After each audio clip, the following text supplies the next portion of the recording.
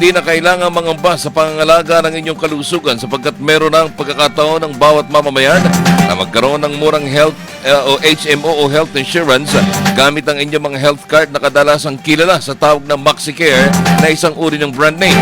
Sa panayam ng Philippine Media Network Service Cooperative Virtual Radio TV Station o Co-op RTVN kay Dr. Paul Alan Espina, President at CEO ng One Co-op Health, napagalaman na pwede palang ibaba ng hanggang mahigit lamang 4,000 piso kada taon ang healthcare benefits o ang HMO.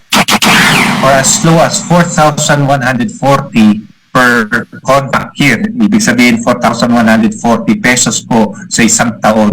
Ito po ay once a year binabayaran at one-time payment.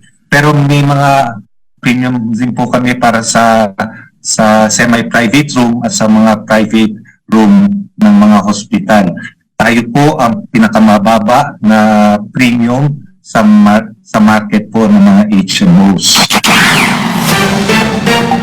Ani Espina, kaya na nilang makipagkompetensya sa mga nangungunang HMO sa bansa dahil meron na sila ngayong 1,370 mga accredited hospitals, medical clinic at optical clinic sa buong bansa. Hindi rin basta-basta ang mga ospital na ito dahil kabilang sa mga pagamutan na pwedeng pagdalhan ng mga miyembro ng One Co-op Health ay tinatawag o ay ang tinatawag na Major 6 ng HMO.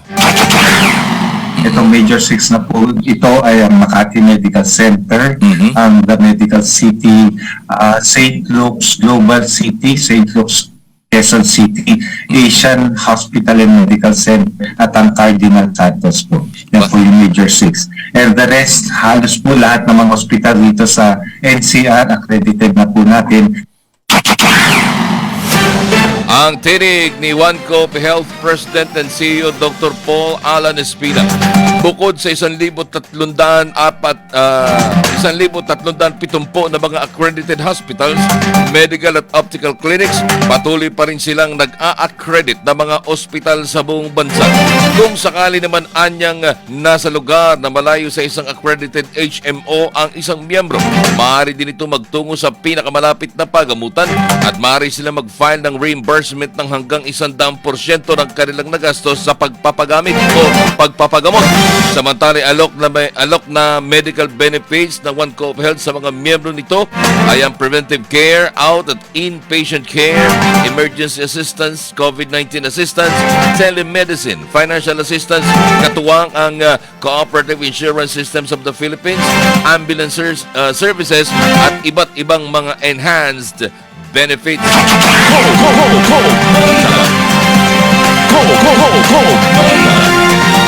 Samantala sa iba pang balita, mga balitang eksklusibo dito sa Balita. Bukod sa murang alok na 4,100 pesos kada taon na HMO service, nalagpasan pa ng One Co-op Health ang serbisyo at mga benepisyo na iniaalok nito sa kanilang mga miyembro. Ayon kay Dr. Paul Alan Espina, President at CEO ng One Co-op Health, marami silang iniaalok na medical benefits kumpara sa iba na hindi sakop ng kanilang HMO card, gaya lamang ng hospitalization na kinabibilangan ng standard nursing service, doctor's fee, operating room charges at ICU charges. Panglima po, meron po tayong COVID-19 assistance. Tayo lang po ang nagbigay ng COVID-19 assistance noong panahon ng pandemya at hanggang ngayon po hindi po natin itinitigil yan.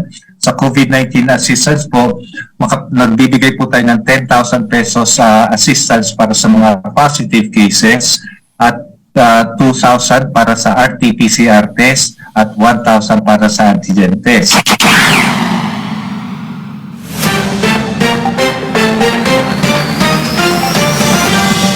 Samantala, marami pang ibang benepisyo mula sa One Co-op Health at ang isa pa ay ang iba pa sa ikinalalamang nito sa ibang pribadong HMO provider ay ang kanilang financial assistance sa pamamagitan ng hospital income benefit.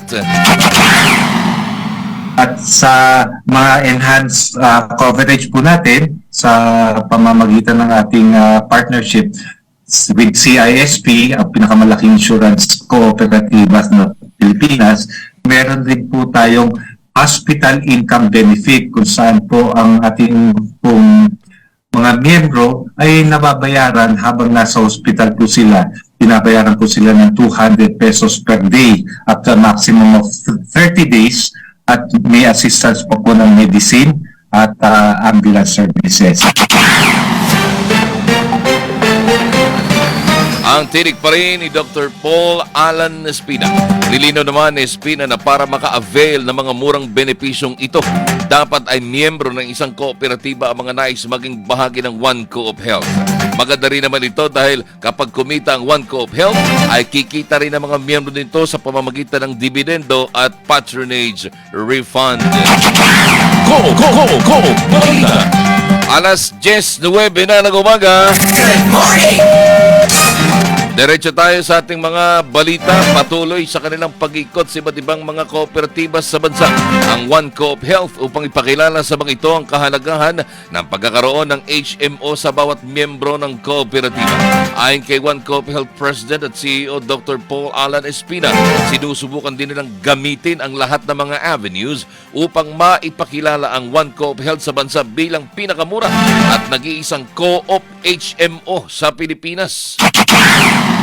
Ngayon po, ang ginagawa po namin ay lubusan po kami nagpapakilala sa mga kooperatiba sa buong Pilipinas. Katulad ngayon, nandito po ako sa Butuan City para ipaalam dito sa mga kooperatiba sa Butuan City at saka sa rehiyon na ito na meron pong nag-exist na One Co-op Health. Bukod po sa marketing things na katulad nito na ginagawa natin, meron din po tayong mga media at kung ano-ano pang naiisip namin katulad po ng TikTok, Facebook, whatever, para po ipalam lang sa kanila na meron One Co-op Health. Sa ngayon, nasa mahigit 200 kooperatiba pa lamang ang miyembro ng One Co-op Health. At lubhang malaki pa ang kailangang hagipin nito kumpara sa mahigit 20,000 kooperatiba para makinabang sa HMO service ang One Co-op Health. Gayunman, pilit nilang inaabot ang mga ito kabilang ang mga OFW na nasa ibayong dagat ngayon upang maging miyembro ng One Co-op Health. Kami po ay kakagaling lamang sa Doha, Qatar noong nakaraang buwan at kami po ay nakipagtulog sa MMG na kooperatiba po na head office pa yan sa Doha at ang balak pa rin po namin ay palawakin pa yan at ang initial ano po namin Doha, Saudi Arabia, Dubai and all those areas na kung saan po pinakamaraming Pilipino ang nagtatrabaho ay ayunin po namin makapag-offer ng One Co-op Health.